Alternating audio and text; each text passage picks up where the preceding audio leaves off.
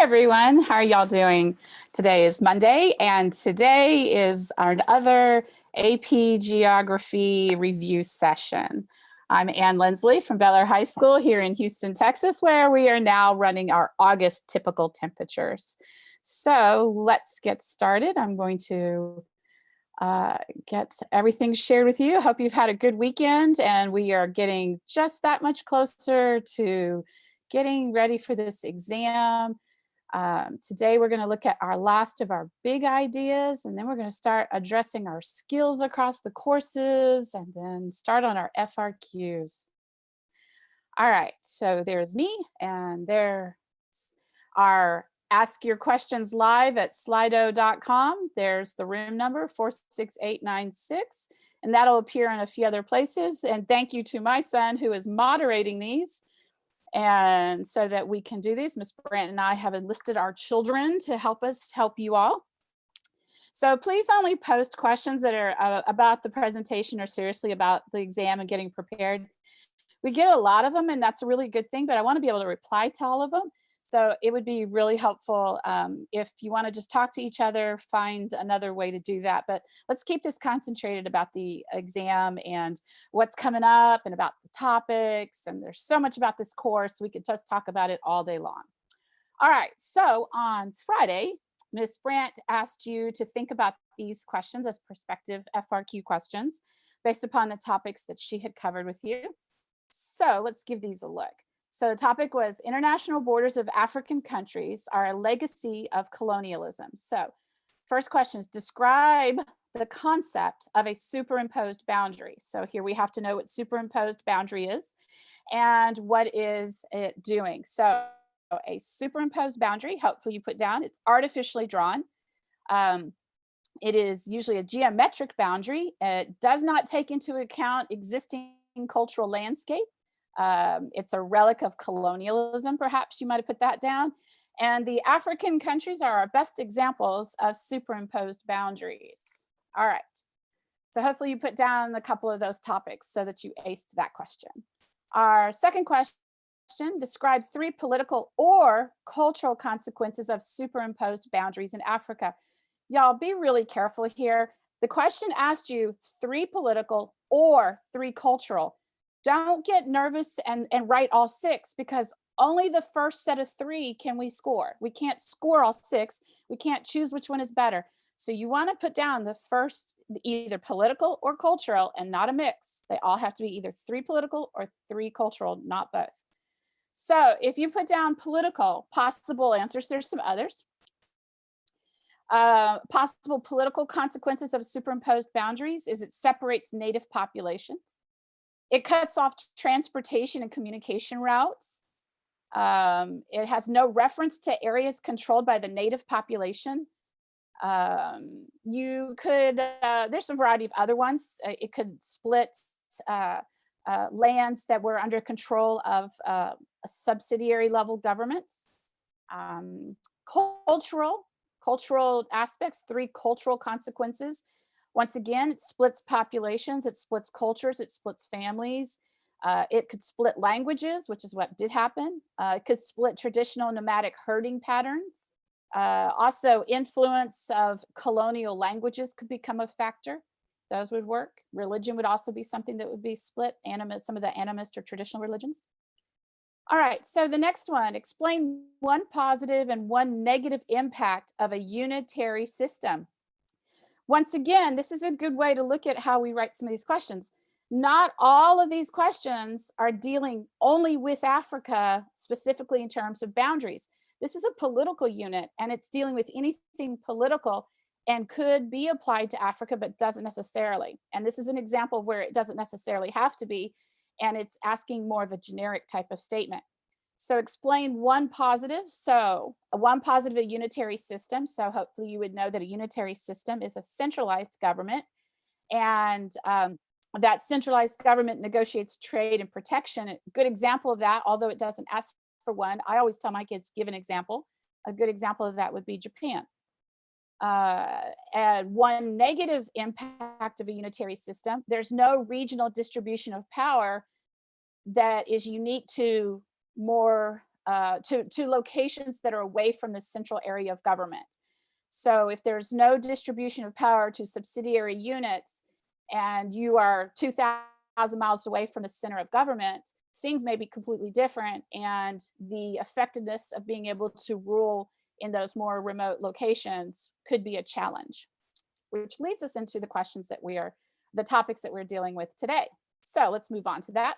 Once again, College Board would like me to remind you, May 12th is the date. Got it in your calendar. You need to look for the different times. If you're Central Standard Time, like Ms. Brandt and I are, it's 3 p.m. But make sure you go to apcoronavirusupdates.collegeboard.org/students and look for more information if you haven't seen it, but you should have gotten some emails by now. All right, so today we are looking at the last of the big ideas on spatial processes and societal change. So process causing change. And in this, once again, we are looking at the political unit, and we're looking at the topics that deal with causing challenges to state sovereignty. Changes in political, economic, cultural, technological, almost anything that affects the government and causes a challenge to the rule of the state, okay, and the state security. So, all right, so our first topic is defining devolutionary factors. Let me say something. We actually have 3 topics that are part of this whole area. So the first one tells you what the topics are, and then the second portion is going to tell you some case examples of specific ones that match up to some of the devolutionary factors. And then the last one is going to help you categorizing those factors. So if you kind of keep that in mind, it makes a little bit more sense, because to me, it seems like some of these are repetitive because I'm always giving you examples. Examples are what we always use to be able to apply the information that we're talking about. So in this particular one, this topic is asking you about defining devolutionary factors. Well, first of all, you got to make sure you remember what the definition of devolution is, and it's not in all the textbooks. So if this term is new to you, hey, perk up here, let's pay attention, because devolution is where you are transferring the political power of the government to you're transferring the political power of the central government to subnational levels of government. So in our case, more states control, local controls, things like that. That would be an aspect if the government was falling apart. So we see all kinds of different reasons for devolution. The thing to keep in mind through all of this right now is that these are factors that cause spatial and societal change. And so that's what's important to watch here. All right. So first thing that can cause change, the physical geography of where some places are. The physical geography can divide regions and populations, and then that can lead to devolutional issues that would cause change for those states or change for those societies. So first here, so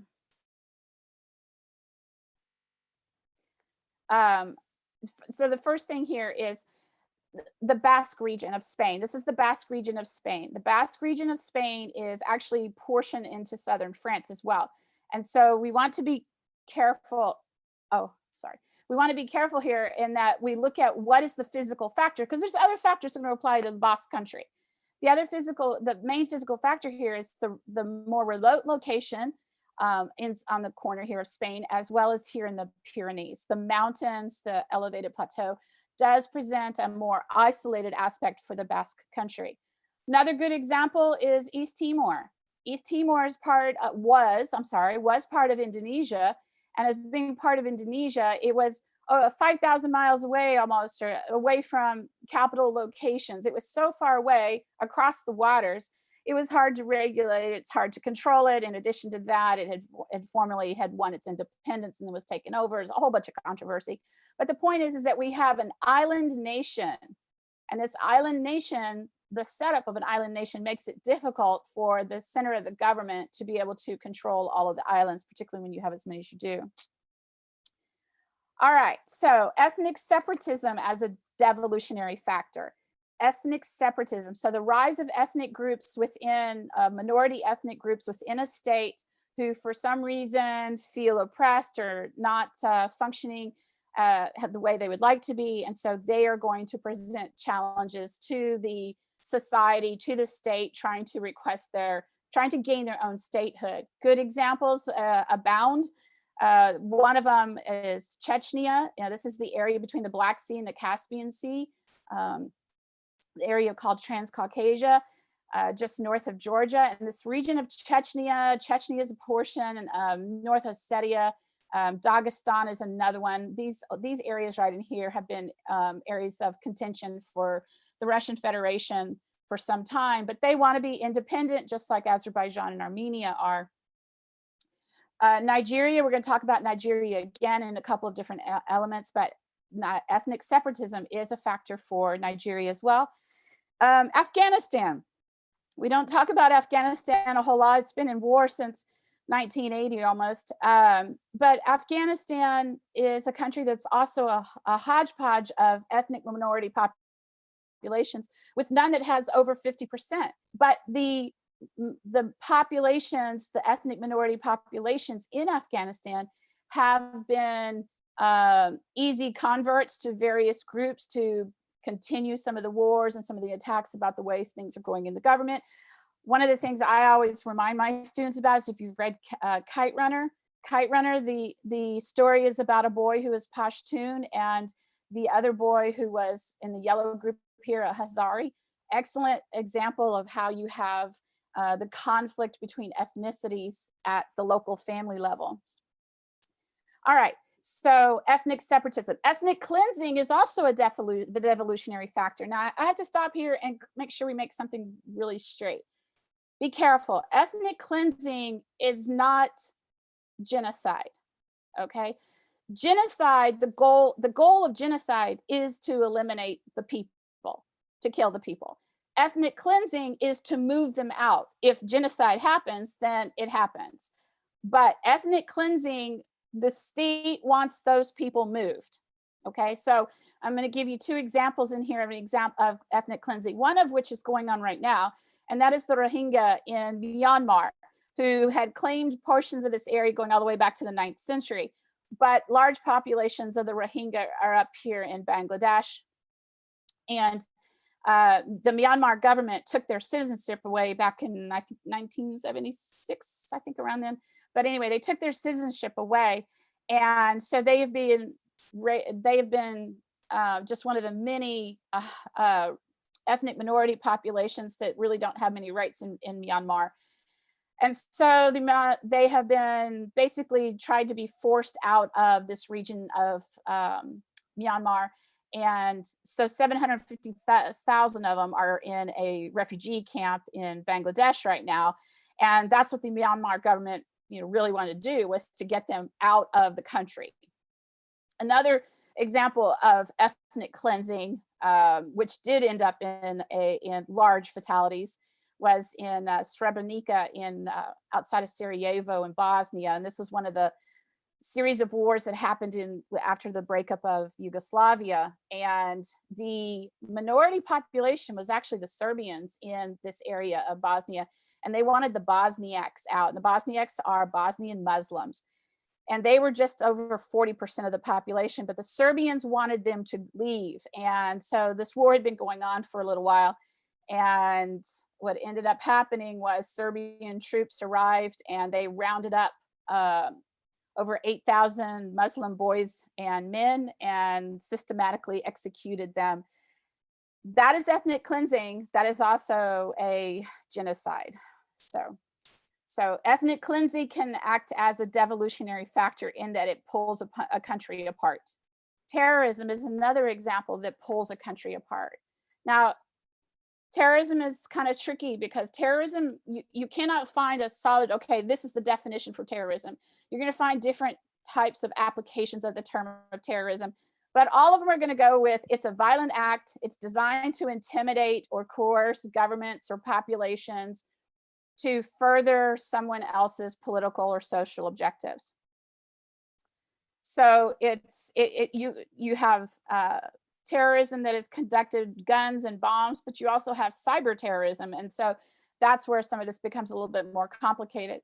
So terrorism can act as a catalyst to pull a country apart. And we've seen that in several areas of the Middle East. We've also seen that as a big threat in portions of Central Africa, which both of those happen to be areas where you have a high threat of terrorism and potential political violence.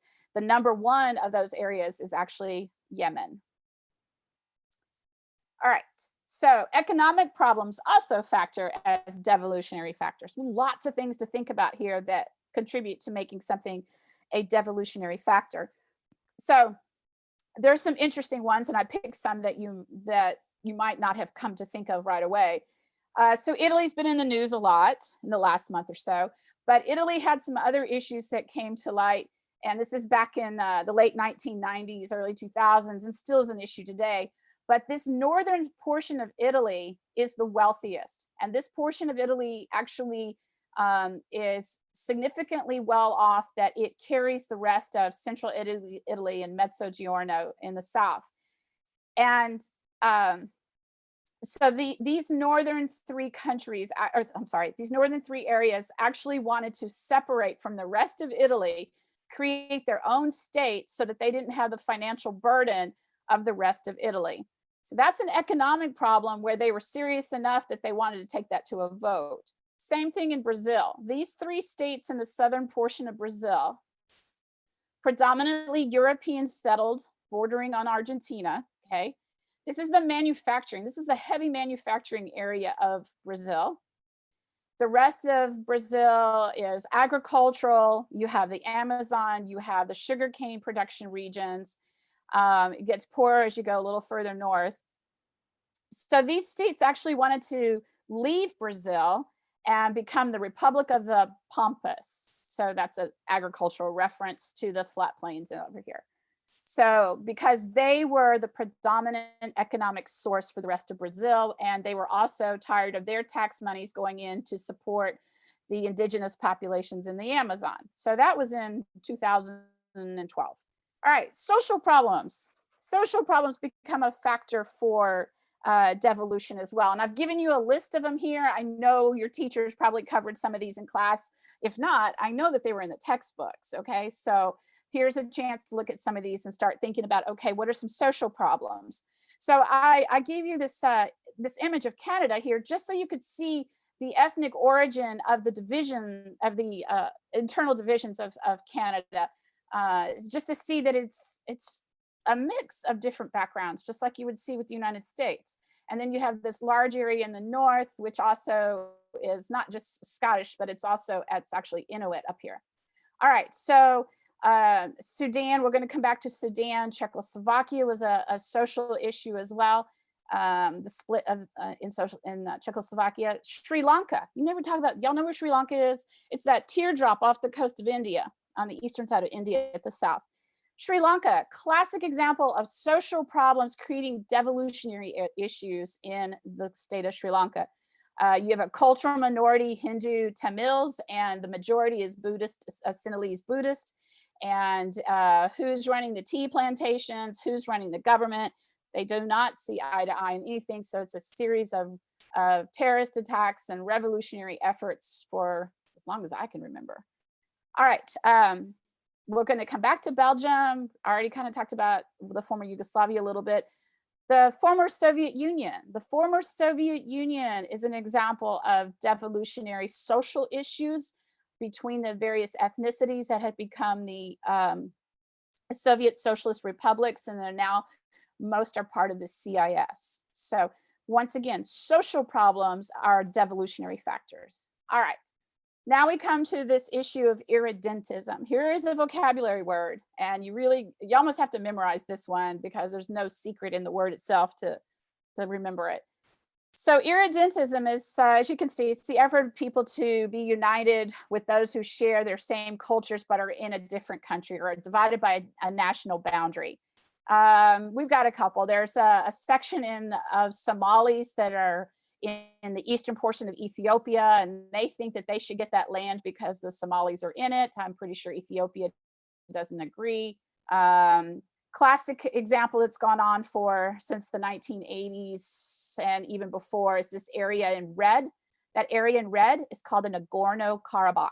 And the Nagorno-Karabakh are Armenians who are in this particular area, which is inside of Azerbaijan. This is the international border right here on this side of that orange space.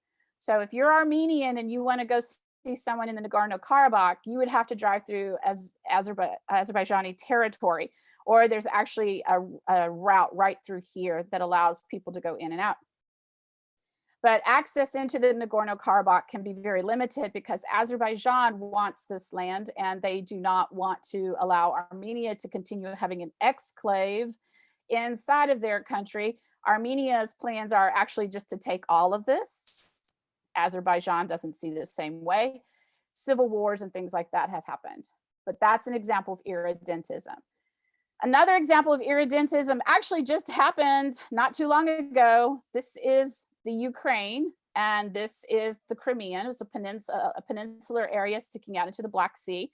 It's home to the base at Sevastopol, which is the Russian Navy base. And so anyway, when Ukraine became a member of the Commonwealth and the Soviet Union ceased to exist, this became an independent country. And so the next problem came in that you had a lot of Russians. If you look right here in the yellow and the orange, these are folks that speak Russian, that Russian is their native tongue. They are ethnic Russians.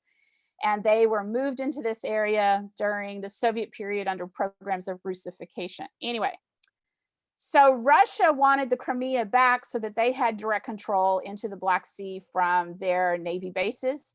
And that just all kind of happened. In 2014, they just took it. So that worked. But anyway, that changed the shape of Ukraine. So that causes spatial change. And these folks now became part of Russia, no longer part of Ukraine. So now we have the societal change. Y'all see how this is working? Okay, so now we're going to get to the examples. And these are actual challenges to the state, challenges to the sovereignty of the state. And we're looking at these by example. So once again, you already know what devolution is. Political autonomy, just to refresh your memory on this, because this is the political review. Political autonomy is when a group of persons have self-governing ability. They're not under the control of a higher level of government, so they make their decisions. Sovereignty, the power of the governing body over all beings within the state, okay, without interference from outside sources. So a government has sovereignty, which is granted to it by the population, okay? And they have that sovereignty, which then protects them from outside influences, okay? All right, so we have some examples. These are examples of challenges to the sovereignty based upon these different topics of devolution. Now, keep in mind, some of these topics are going to overlap. You're going to have cultural topics overlapping with political topics and overlapping with developmental topics. It's how you argue it. It's how you point it out is what is going to make it for you, okay? So we have Catalonia and the Basque region. So Catalonia believes that they are a multicultural state or a multicultural area. They believe in multinationalism of Spain. Spain thinks that everyone should be speaking Castilian Spanish and that they should only be a state of one nation, and that is the Spanish. Catalonians don't agree. You also have another issue in Catalonia, which is wealth. This area tends to be very much more economically well off. The port, Barcelona is a major center. And so that creates even further tensions with areas that are not as affluent and obviously not as worldly as Catalonia is. So that is a economic but masking as an ethnic reason for challenging the sovereignty of Spain to try and become independent. The Basque region is another one. Keep in mind, you should have had during the cultural unit, maybe your teacher told you that the Basque is one of the only languages of Europe that there is no connection to any other language, that there's the Basque, the history of the Basque predates much of what we know about European civilization.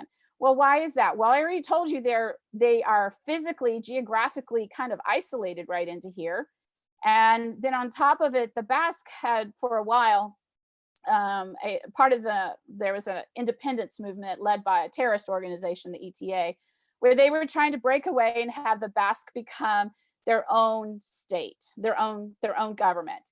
And their basis for this was culture. Their language is different, and they predated Spain, so they didn't think that they really should be under the rule of Spain. So, but these are ethnic or cultural issues that then conflict into political conflicts that threaten the sovereignty of Spain.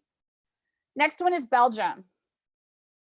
All right, so Belgium, this little country in northwestern Europe, in the 1970s, to accommodate some of their cultural differences, they created communities. And these communities included a community of Flanders and a community of French and a community of German speakers and an area for the capital. So you had the community of Flanders, which is going to be, they speak Flemish, which is related to Dutch. And then the French are Walloon, and they in the south, bordering onto France. And then you have this little section of the Germans. All right, so that went along for a while, but it became administratively difficult for controlling all of the different levels of government that now were superimposed into areas by trying to distribute power into the communities. Okay, well, then in the 1980s, they then divided it into 3 geographic regions, which is what you have here in the bottom or over here in the big picture. 3 geographic regions. And these 3 geographic regions, once again, was Flanders, and then the capital region around Brussels, and then the Wallonia region, which included the Germans. So now the Germans no longer have their own area, but these regions are superimposed on top of the communities.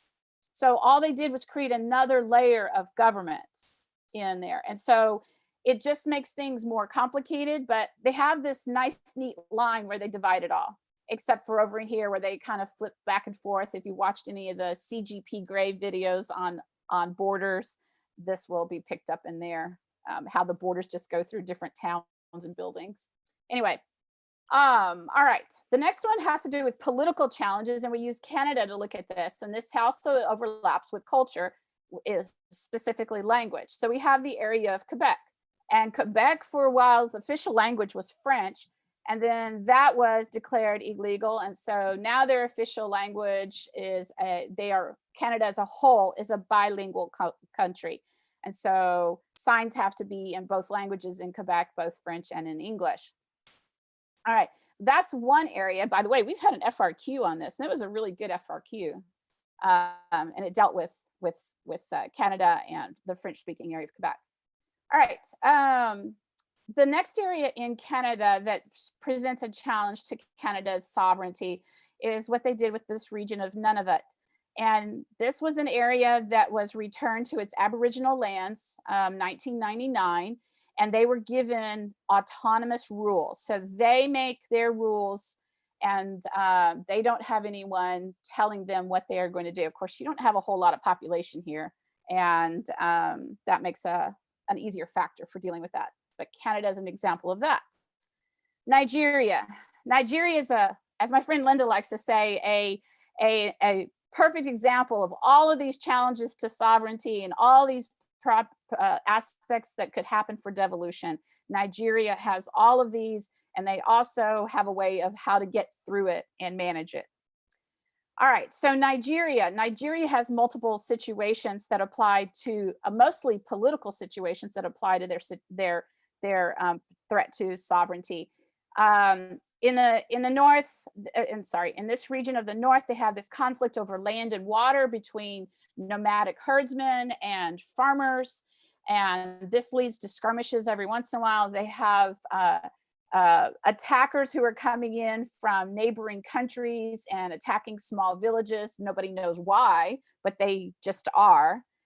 You have conflicts between the army in the north up here in this region. We have conflicts between the army and Shia populations, and there's no answer as to what causes the conflicts because there's nobody who's in charge of the reason the conflict happened.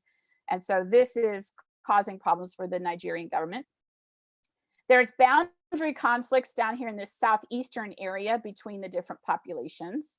Then on top of that, you have economic disruptions over here in the Delta region from groups that are attacking pipelines and oil distribution sites. And then if that's not enough, up here in this corner where it's blue, you can see it's all outlined over here, you have the area that the Boko Haram keep trying to run and control as part of the Islamic State of West Africa. And we've heard about those in the news, but they're trying to make this an Islamic state. All right, so that was Nigeria. Sudan is another one where we look at the differences between the North and South. And these are cultural and these are also economic. These are also going to be environmental induced issues as well. You have the Arab North and the African South in reference to the cultural history of the people. The North is Muslim and the South is animist and Christian. After South Sudan was separated off for the African animist Christian population, famine sets in, another civil war sets in. I'm really condensing all of this, but the point was that all of these issues here became challenges for both the South Sudanese government as well as the area of North Sudan. All right, so what happened in Russia with the devolution of the state, the government itself, also presented a challenge to political sovereignty. So here we go back to 1989, the late 1980s, where Poland and the Czechoslovakia and Hungary, a couple other states that were satellite states, wanted to break their economic relationship with the Soviet Union and trade with the rest of the world in order to bring up their own development.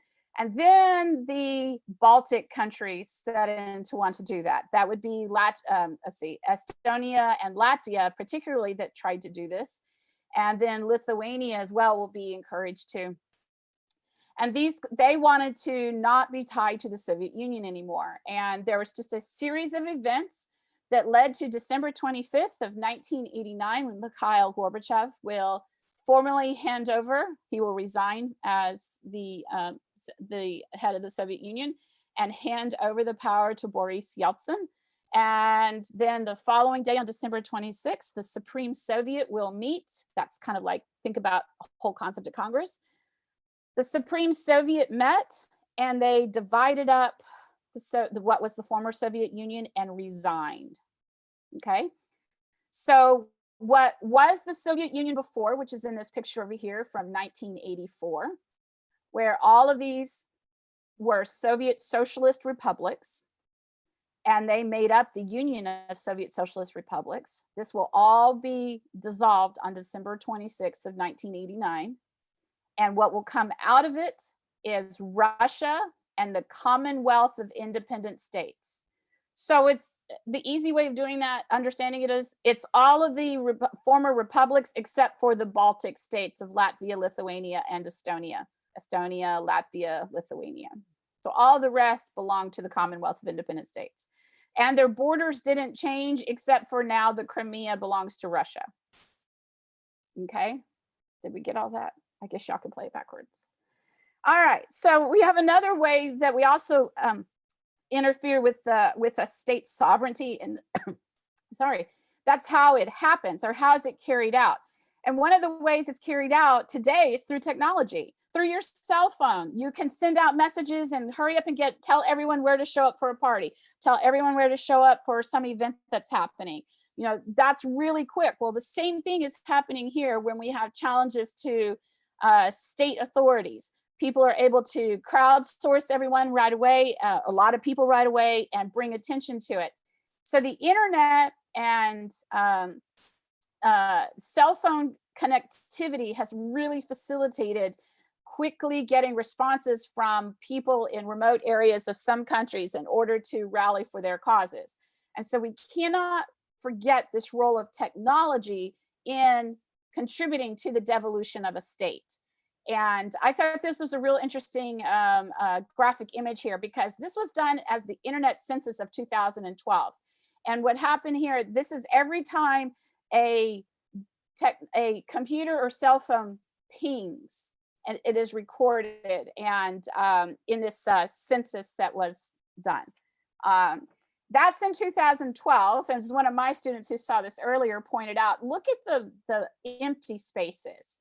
Try to come up with reasons why you have empty spaces. And he was pointing out here this area, the DAR, Rwanda, Burundi, but this is 2012. And if we look at connectivity in Africa now, in 2018, we've gone from 4% to 24% who now have internet connections and social media connections. So actually, access to the global world through an electronic device is rapidly increasing in both Asia and in Africa. All right. So, and here's the leading social media networks by each country.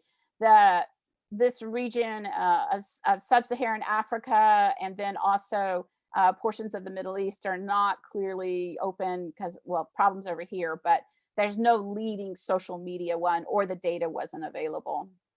All right. Supranational organizations is also part of this, and supranational organizations also help to potentially cause problems or solve problems. It depends on how you look at that, but we need to run through these. The idea is that their cooperation helps to resolve conflict, and that's how we hope that it actually happens. So the first one of them that we want to look at is the United Nations, and this is 193 members, founded in 1945, who make it up today.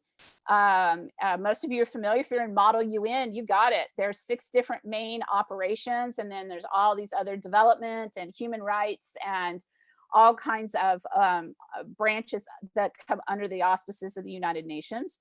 Its mission, which I think is the important part to get out of these different supranational organizations, is what is their purpose. And so the purpose of the United Nations is to preserve peace and security. You can read through these: attain sustainable development, seek disarmament, end terrorism, provide for humanitarian health emergencies, promote gender equality, and promote food security. So the United Nations, 193 members, almost but not all of the world's countries. Next is followed with NATO. Now, NATO is the North Atlantic Treaty Organization, and this was originally a military operation or a military alliance to counter the Soviet-backed military alliance, which was actually called Comecon. I know everyone's going to laugh. You think it's a cartoon convention, but it's not. But this is a 30-member organization of North American and European states, and you can see which ones they are. And their purpose today is actually for collective defense, collective defense from devolution in their countries or threats to their sovereignty. And so the NATO states will be involved in peacekeeping efforts. And also if there's a big disaster, sometimes they're called in to help as well. All right, so the European Union is a different type of supranational organization. This is an economic association. You have 27 member countries, and know that this is very accurate because as of February 2020, the UK no longer belongs to it, and that's a whole nother issue. But the purpose of the European Union was to create a collective or group of countries to better their position in the economic market. And that's exactly what they did. So 19 of them use the euro as a form of currency. They have a standard legal system. If you, 26 countries belong to the Schengen area, and the Schengen area allows you to travel in and out without having to produce passports and travel documents. So it's like a transparent border kind of thing. So it makes movement and accessibility a lot freer. Initially, might want to kind of keep in mind, European Union was established in 1992 as this economic organization under the Maastricht Treaty, and then revised again in 2009 with the Lisbon Treaty. So this is initially an economic organization, standard legal system. There's certain things that can be imported and exported. There's things that we don't agree with here, particularly food products that they won't take.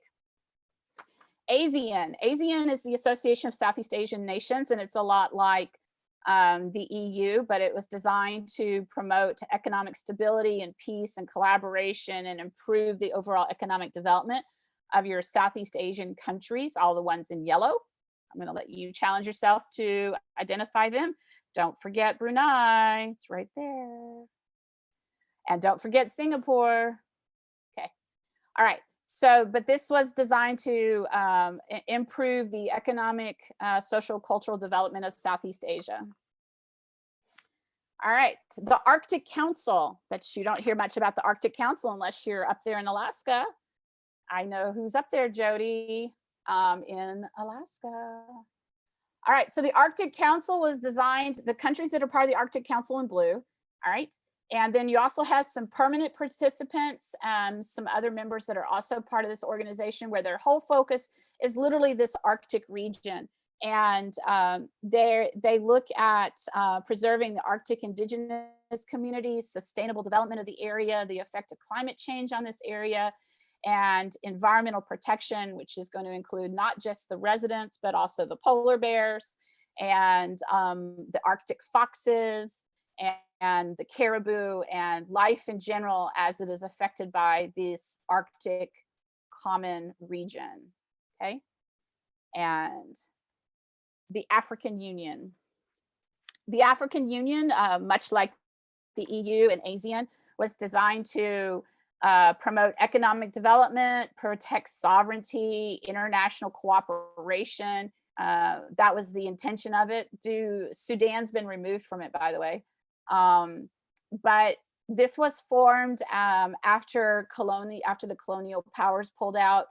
And the goal at the time when it was formed, it was to recover as an independent set of countries that could survive on their own and also to end apartheid.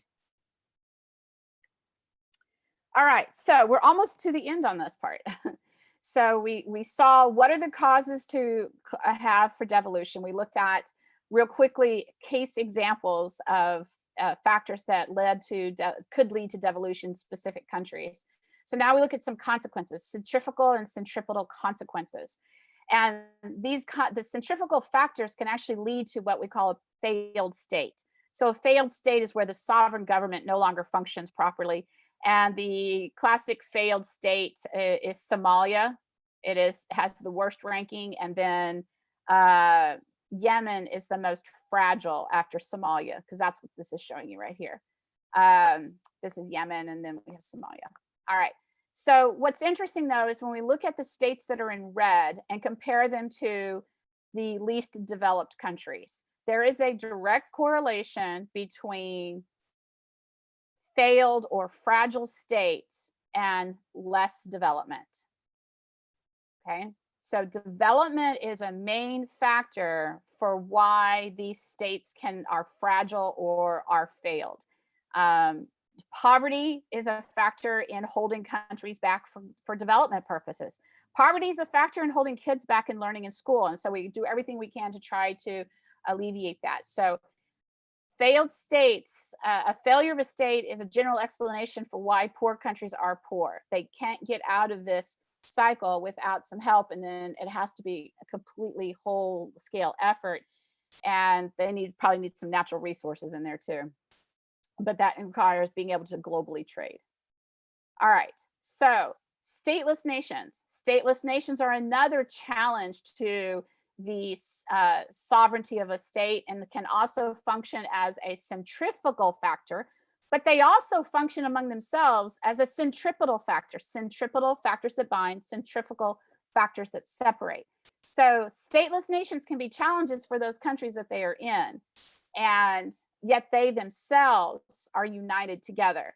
There are over 90 stateless nations around the world. Some of these do actually have their own states, it's just they're not located in them. But the top 5 stateless nations, the top 5 largest stateless nations, the Kurds by far are the largest. You have 30 million Kurds split between Turkey, Iran, Iraq, and even into Syria. And so they create challenges for all of these governments because the Kurds themselves are not united as well as they need to be in order to try to get their land that they want back of Kurdistan. The second largest is the Palestinians. And the Palestinians, the occupied territories of the Palestinians, the Gaza, the West Bank, and the Golan Heights, is the areas that they are allowed to be in. But there are also over 1 million Palestinians outside of these areas. And so they come into this classification as well as a stateless nation. Myanmar, once again, we already talked about the Rohingya, but there's some other groups. The Karen is one of the groups, and then the Hmong, which is here in Laos and also expanded over into some other areas. But the Hmong up here in this region of Laos, where you have 2 to 3 million, by the way, trivia question, what 2 states have the largest Hmong migrant population in the United States? Minnesota and California. Okay, so that's interesting to see that we have this. But they came out, they have come out as refugees, many of them out of Laos as a result of the after effects of the Vietnam War. All right, so centripetal factors. You have the rise of ethno-nationalism, which this long list right here is reflective of the rise of ethno-nationalism, which is nationalism of people who have a common heritage, common language. It binds them together. It creates a centripetal factor. For centripetal factors, you can also argue the centrifugal. An interesting thing is happening right now in the UK, besides the virus situation, but it's this whole conditions of Brexit, where in February, the UK left the EU. But now that has stimulated some centrifugal factors for the UK, but centripetal factors for some of these internal states. So for example, Ireland is set to vote to unite with Northern Ireland. That would have never been talked about when I was your age. We were still dealing with the IRA, and you guys don't even know what that is. Scotland wants to vote for independence. They want to take their oil and their resources and say, the heck with the rest. They wanted to stay with the EU. Now they're going to have to go vote for independence and try to break away so they can go back and still trade with the EU. Wales, Wales actually voted to leave as well. Or no, Wales voted to remain. No, I'm sorry, take that back. Wales did vote to leave. I'm thinking something else. London voted to remain, but England voted to leave. So Wales and England voted to leave the EU. Wales is more of a country-esque location. It's beautiful, but it is not as resource rich as Scotland and not as diverse as London. And so that kind of follows what one might be assume a typical pattern. But this is an example of where we see both centripetal and centrifugal factors on the same subject. Okay. All right. So the different things that we've gone over, you can go back and look at this slide, but these are the different topics that we just went over very quickly. I don't need to read it to you. Yes, I'll get to that. But ultimately, keep in mind, political, economic, cultural, and technological changes can challenge state sovereignty. That was what we're supposed to get out of this whole topic. These different things, but you got to make sure you can indicate what is political, what is economic, what is cultural. How does technology play into this to influence the potential devolution of a state? All right, that's for the teachers later on. AP questions to practice, and then we got to answer some questions too. Explain how lack of development can lead to a failed state. It's fair. Describe how each of the following forces contributes to devolutionary pressures within a country. So I've given you cultural, regional economic differences. Think about Catalan. Okay. Physical geography. Think about those. A couple of those. How does a state, how does a government govern something when it's a series of 2,000 islands, or if it's really long and narrow and the capital is in one place and everyone else is 1,000 miles away? Think about that. All right, identify and explain one political, only one, not two, only one political impact resulting from devolutionary pressures related to cultural differences in either Spain or Nigeria. Not both, just one, and one political impact. Okay, I'm stressing these, y'all, because you're going to get nervous when you're writing that and you're hurrying up and you're hurrying up. And I don't want you to waste time, because all you have to do is just do one. And so frequently when we give that option, people will write everything and you guys aren't going to have time, and I don't want you to do that. So anyway, time for you to ask me questions. I skipped number 3 on the FRQs in the very beginning. And oh my gosh, I'd have to go back through all my slides to get to it. Maybe I can get to it another way. I can get to question number 3 was describe 3 political, cultural consequences. I went over that. I did go over that. Identify, explain 1 challenge landlocked African countries face in developing viable economies. When you're landlocked, you have no access for trade. All your previous trade routes are lost. They're cut off. You don't have access to water. Are there any other questions? I'm asking my trusty assistant here, who has been monitoring, and now he is going to show me the questions. Please hurry. Okay. Okay, you skip. I just answered number 3 again, so I'm good. Yes, there are actual FRQ questions on the website. We encourage you to go look at them. Those are things that are in the AP classroom. Please go look at those. Yes. The ones that we've been writing for you are a little bit different, but hey, you might recognize that Nigeria and Spain one in that last question, because that was actually on last year's FRQ. You know, they're very good for preparing them. So how can we prepare for the FRQ? So that's all the stuff that we've actually been talking about. And I'm going to, actually, we have 2 sessions on April 30th and then May 1st. And then we're going to spend another whole week just looking at the FRQ. So let's focus on making sure we know all the content stuff. And then if you want to really see about those FRQs, pay attention to those questions we're asking at the end, because I'm giving you examples, and which is all the application of things, and to help you be able to have that content knowledge down so that answering the questions are going to be really smooth. But my first comment to you about it is pay attention to those task verbs: explain, describe, compare, and always provide an example when appropriate. Ask yourself, does this tell me why, and why because? I always want to say why because. If you write more than is necessary, not a problem. If you write too less, that's the problem. Do I have another question? Can we please break down the difference between spatial? Oh, good question. Break down the difference between spatial and societal change. Okay, spatial. Spatial is, geography is a spatial subject, full of data. So how is in this topic, a state could be round. You might have called it compact. And so if we take a part out of it because an area wants to become independent, then that state no longer is occupying that same space. So we're looking at how it occupies space. So how does that space or that usage of that space change because something happens? If you have a peninsular extension on a state, and you know it just goes rogue and breaks away, then what was the state now changes. Okay, so what was the shape of the state? And sometimes where your capital is sometimes causes some of that.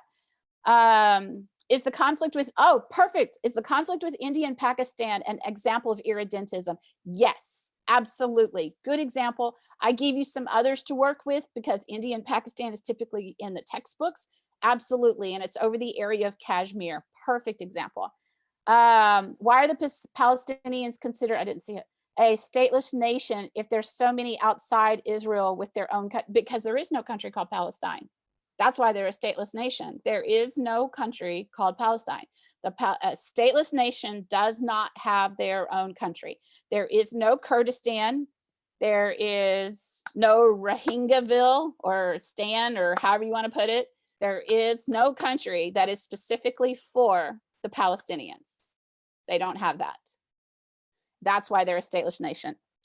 Do we have to download the exam and then type? Oh, good question. That has to do with the operation. Do we have to download the exam and then type on it? You are going to be getting an email, and then it's going to give you instructions, which you can print those out if you want. I've heard of students are going to like run 2 kind of monitors or put one on their cell phone so they can pay attention to directions. But we're going to get to all that. So you're going to well know the instructions for how we're going to handle the technology into this before we write that.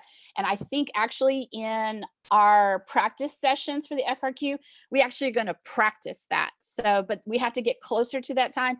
So you know what? Let College Board and let Miss Brandt and I worry about that part for you. You don't need to worry about that. The only part you need to worry about is if you don't have a device that this is going to work with, and let College Board help you. They've already helped a whole bunch of kids, a whole bunch of young people, sorry, to get the computer access that they need to be most comfortable with. You can write the questions out on a piece of paper, and then you can photograph it, and you'll be able to upload that if you're more comfortable with that. You'll be able to type it out if you're more comfortable with that. What I would not do is sit there and type it as a text message concept on my cell phone using just my fingers. I'm really good at it. I've watched you guys, do all this dashing around. Y'all are great at it, but that's not the best atmosphere for trying to do well on this. And we want you to do well. So if you need help with a technology device, let's get this on here and get going and getting you something. Do I have any other questions, William? Just so people know, there's actual practice FRQs that are available on the College Board. Yes, they are.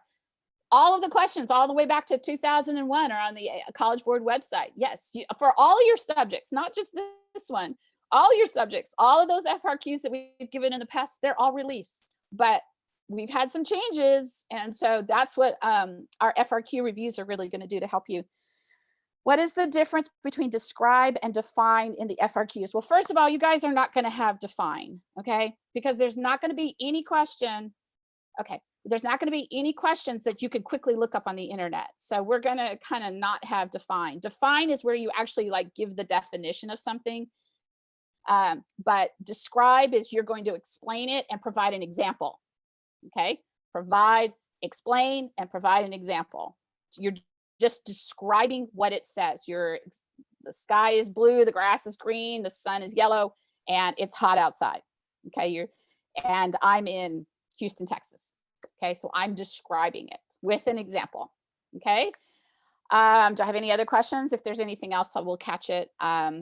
Thank you again to Linda Hammond for listening to me earlier today. And thank you again to William Kennedy for monitoring your questions and helping me get through this. And y'all take care. And Miss Brandt will be with you tomorrow on our first of our skill reviews. And we're going to walk you through topic areas on the skills of how we look at geography and categorize all that knowledge.